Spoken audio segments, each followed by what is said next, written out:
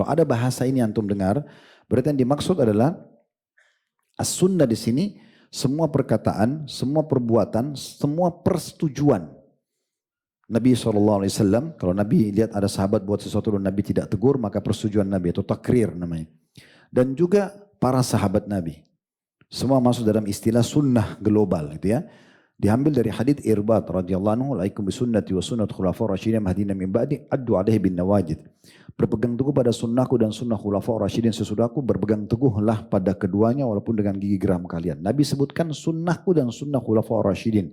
Berarti perbuatan, perkataan dan juga persetujuan sahabat masuk dalam istilah sunnah yang global. Mengikuti Al-Quran dan sunnah berarti mengikuti ajaran Nabi dan para sahabat. Tapi ada definisi yang dipakai oleh para ulama fikih untuk menjelaskan rincian hukum. Supaya kita tahu mana yang wajib, mana yang sunnah. Ini disilakan pakai istilah sunnah gitu ya. Tapi ini bukan sunnah yang tadi makna global. Ini definisi secara substansial. Ada yang haram, ada yang makruh, ada yang mubah. Nah, definisi sunnah dalam fikih ini mengerjakan, kalau dikerjakan dapat pahala, kalau ditinggalkan tidak berdosa.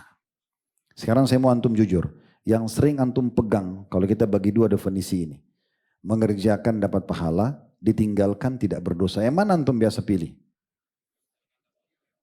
Ah masa? Benar nih. Ya. Mengerjakan dapat pahala, meninggalkannya tidak berdosa.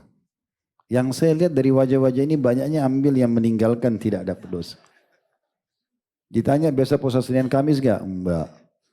Ya, solat sunnah qobliyah, ba'diyah, duha, qiyamul lail, solat duha, solat tahiyat masjid, solat taubat, wudu, zikir pagi petang, baca satu lembar Al-Quran setiap hari, ya, jenguk orang sakit, ziarah kubur, dijalanin enggak semuanya? Ya, banyak orang enggak, oh, kalau jalanin Masya Allah banget. Saya enggak usah ceramah lagi kalau gitu, sudah enggak ada lagi mad'unya, sudah Masya Allah. Banyak orang, saya pernah temuin dai, ya, terus ngomong sama saya. Dia bilang, Ustaz, ini pribadi dia ngomong sama saya gitu kan, waktu habis tablik akbar di satu kota. Ustaz, saya juga mau poligami, Ustaz. Baik, karena saya tahu dia dai, saya tanya, gimana hubungan antum sama Allah? Dia bilang, maksudnya apa, Ustaz? Saya mau tanya, saya tanya semua amal sunnah saya nggak amal wajib. Antum sudah jaga belum? Konsisten enggak qobliyah ba'diyah ini? Selalu. 22 rakaat. Kamu selama ini fahamnya berapa? Sunnah rawatib 12. Sudah tahu belum kalau 22? Belum tahu. Tadi katanya sudah tahu. 12 itu kan masyhur 2 rakaat sebelum subuh, 4 rakaat sebelum duhur, 2 rakaat habis duhur, 2 rakaat dan habis maghrib dan habis isya. 12 kan. Tapi sudah tahu belum? Habis duhur ditambah 2 rakaat lagi. Berarti dari 12 menjadi 14. Ada 4 rakaat sebelum asar. Jadi berapa? 18. Ada 2 rakaat sebelum maghrib, ada 2 rakaat sebelum isya. Jadi banyak. Saya tanya dia, sudah diamalin? Setiap malam sholat tahajud gak? Setiap hari sholat duha? Setiap hari begini dan begitu? Mayoritas dia bilang tidak. Saya bilang perbaikin dulu ini. Benahi dulu ini. Baru minta fasilitas sama Allah. Kalau kita mau naik gaji, antum masukkan proposal, permohonan di ruangan dirut. Nih, saya mau minta naik gaji. Kena alasan begini dan begitu. Kira-kira pada saat sudah masuk permintaan itu, antum ini tetap standar kerjanya sama atau ditingkatkan? Harus ditingkatkan kalau mau diterima permintaannya. Nah seperti itu kurang lebih rasionalnya gitu ya. Jadi harusnya betul-betul kita luar biasa menjaga ini teman-teman sekalian. Jangan nanti tiba masa penyesalan. Kita sudah masuk surga pun, tapi akhirnya kita menyesal. Oh dulu kalau saya puasa Senin Kamis saya di situ rupanya. Tapi udah gak bisa. Itu kan Nabi sebutkan kepada para sahabat beliau. Sahabat ini bayangkan ya.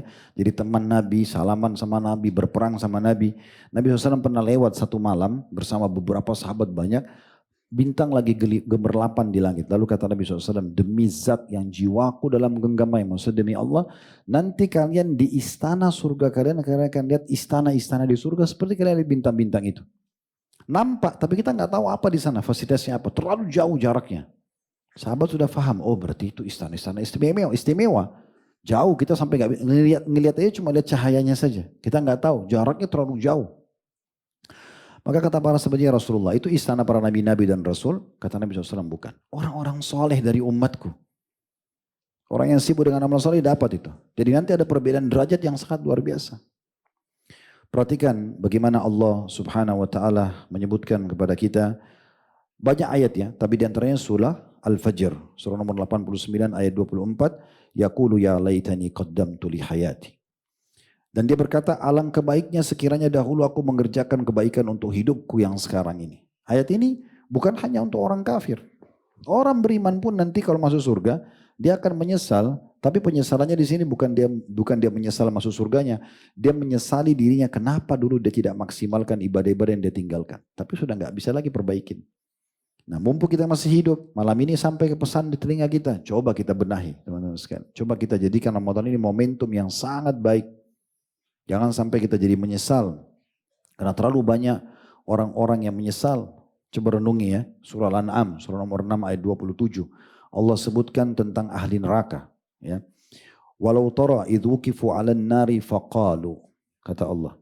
Seandainya engkau melihat ketika mereka dihadapkan ke api neraka. Sudah memasuk neraka, depan matanya neraka api yang berkobar-kobar.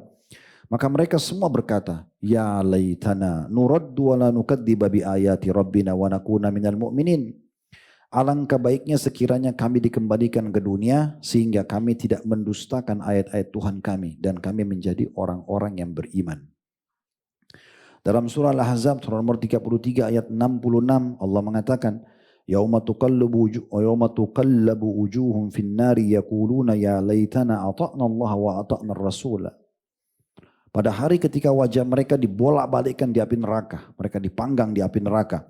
Mereka lalu berkata sambil disiksa, alangkah baiknya sekiranya dahulu kami taat kepada Allah dan Rasulnya. Dalam surah surah Fatir, surah nomor 35 ayat 37, Allah juga mengingatkan, wahum yastarikhuna fiha. Orang-orang ahli neraka teriak-teriak di neraka. Bayangkan kalau satu orang saja teriak di masjid ini dengan suara keras sudah mengganggu kita. Bagaimana kalau seluruh ini ribuan orang teriak semua, histeri karena kesakutan. Terjadi kebakaran kah atau terjadi pembantaian massal, ada musuh datang, gimana stresnya kita mendengar suaranya mereka saja. Di neraka itu kata ulama, mendengar saja teriakan ahli neraka itu sudah membuat itu menjadi siksaan sendiri. Belum apinya, belum bus yang dipakai mukul, belum kerasnya malaikatnya, belum segala macam.